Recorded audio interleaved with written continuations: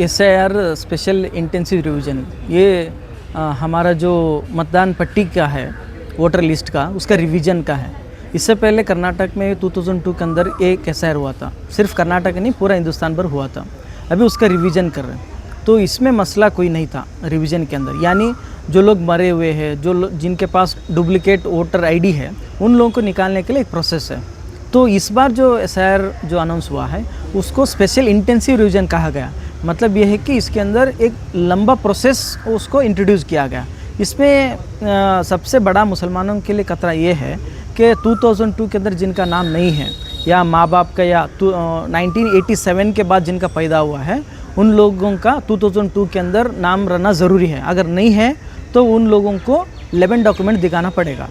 ये बहुत आसानी के साथ कुछ जगह क्या होता था, 11 डॉक्यूमेंट्स के अंदर बहुत सारे डॉक्यूमेंट्स ऐसा था जिनके पास अवेलेबल होता था, जिसमें कास्ट सर्टिफिकेट है, पासबुक है और परमानेंट रेसिडेंशियल सर्टिफिकेट, इस तरीके से बहुत सारे SSLC का मार्क्स कार्ड है।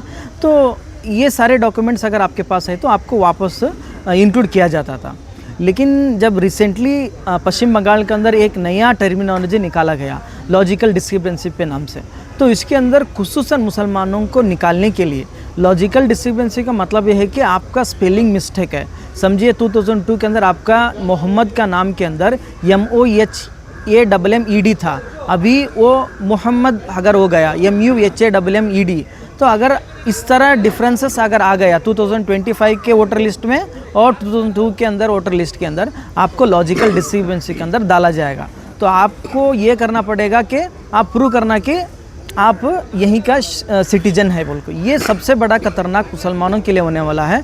खुसूसन पश्चिम बंगाल के जो मालदा और मुर्शिदाबाद जो मुस्लिम मेजॉरिटी कॉन्सेंट्रेटेड एरिया है, वहाँ पे जो रिसेंटली इलेक्शन हुआ उसमें बाकायदा BJP के जो उसके अंदर और एक मसला ये है कि फॉर्म 7 है, जो फॉर्म 7 ऑब्जेक्शन के लिए डाला जाता। समझिए किसी एक फ़र्द आके अब मेरा ऊपर उन्हें ऑब्जेक्शंस कर सकता, मोहम्मद पीर यहाँ का सिटीजन नहीं है, इसका डाउटफुल सिटीजन है, इसको प्रूव करने के लिए अगर दूसरा आदमी आके, वही कॉन्स्टिट्यूंसी के आदमी आके अगर मेरे ऊपर ऑब्जेक्शन कर दिया तो मैं ड्राफ्ट इलेक्टोरल लिस्ट के अंदर मेरा नाम नहीं आएगा, तो मुझे यहाँ का सिटीजन होने के लिए प्रूव करना पड़ेगा। इस तरीके से मुसलमानों को बाकायदा आइडेंटिफाई करके इस वोटर ID से निकालने के लिए कोशिश किया जा रहा।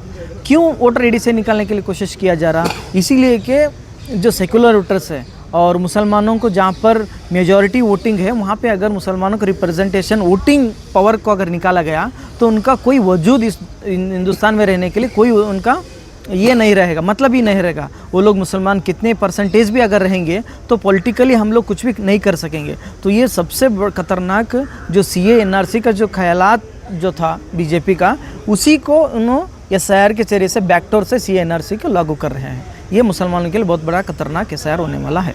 अगर SIR कर्नाटक में अभी जो अनाउंस हुआ है उसमें हमको एक एनुमरेशन फॉर्म दिया जाएगा, 3 एनुमरेशन फॉर्म दिया जाएगा, उसमें एक वापस BLO को देना पड़ेगा हमको, जिसमें एनुमरेशन फॉर्म हम लोग सबमिट करने के बाद एक 15-20 दिन के बाद हमको एक ड्राफ्ट इलेक्टोरल लिस्ट अनाउंस होगा। तो उसके अंदर अगर हमारा नाम नहीं है तो उसका रीज़न भी वो लोग बताएंगे कि तुम्हारा नाम का स्पेलिंग गलत था, या आपका 2002 के अंदर आपका वोटर लिस्ट में नाम नहीं था, तो वैसे लोग 11 डॉक्यूमेंट्स रेडी करना पड़ेगा। तो हम लोगों को ये कोशिश करना है कि SIR जिनका मैपिंग हुआ है, जिनका मैपिंग नहीं हुआ है, दोनों लोग भी 11 डॉक्यूमेंट्स को प्रिपेयर करना पड़ेगा। उसमें से क्या क्या डॉक्यूमेंट्स है? 11 डॉक्यूमेंट्स में एक पेंशन का डॉक्यूमेंट है, अगर आप गवर्नमेंट का नौकर है या रिटायर्ड है तो आपके पास पेंशन का कोई स्लिप है तो वो उसको कंसिडर किया जाएगा, या आपके पास बर्थ सर्टिफिकेट है तो अगर नहीं है तो उसको बनाने के लिए अभी से आप कोशिश करना है। और उसके बाद परमानेंट रेसिडेंशियल सर्टिफिकेट, हर एक तहसीलदार के पास ये परमानेंट रेसिडेंशियल सर्टिफिकेट मिलता है, अगर हमारे पास वो है तो वो काफ़ी, अगर नहीं है तो उसको बनाने के लिए कोशिश करना है। फिर उसके बाद कास्ट सर्टिफिकेट, कर्नाटका में मुसलमानों के लिए 2B कास्ट सर्टिफिकेट दिया जाता, हाँ वो तहसीलदार के थ्रू दिया जाता, उसको भी अगर हमारे पास है तो नहीं है तो उसको बनाने के लिए कोशिश करना। और कुछ ऐसे सर्टिफिकेट है, अगर हम पढ़ा लिखा है तो 7th का एडमिशन का certificate, LC leaving certificate, TC जो भी है, SSLC का मार्क्स कार्ड जो भी है, उसको हम बाकायदा उसको प्रिपेयर करके रखना पड़ेगा। अगर वो भी नहीं है हमारे पास तो पासपोर्ट हमको बनाना पड़ेगा। ये सारे डॉक्यूमेंट्स हमको अभी से प्रिपरेशन को स्टार्ट करना है। ऐसा नहीं कि मेरा मैपिंग हो गया है और मैं डॉक्यूमेंट्स तैयार करने के लिए ज़रूरत नहीं, इस तरह क्या नहीं है। जिनका मैपिंग हुआ है उनका भी लॉजिकल डिस्क्रिपेंसी के नाम से उनको भी नाम को हटाने के लिए कोशिश किया जाएगा। तो हम लोगों को अभी से डॉक्यूमेंटेशन को तैयार करने के लिए कोशिश करना है।